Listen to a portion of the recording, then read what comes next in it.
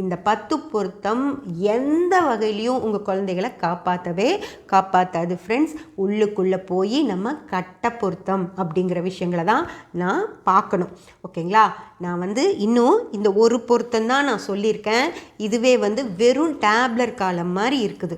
அதாவது இதுக்கு இது ஆகும் அப்படிங்கிற, அதாவது ஒரு அஸ்வினி நட்சத்திரத்துக்கு ஒரு சதய நட்சத்திரம் ஆகாது அப்படின்னு சொன்னால் கூட, ஏன் அஸ்வினி கேதுவோடது அப்படின்னு சொல்லலாம், சதயம் ராகுவோடது, அதனால் ஒரு வேளை ராகுக்கும் கேதுக்கும் ஆகாதா அப்படியெல்லாம் நம்ம ஏதோ ஒன்று சொல்லி இது ஆகாது அதனால் இதை ஒதுக்கி வைக்கிறேன் அப்படின்னு சொன்னால் கூட பரவாயில்லைங்க.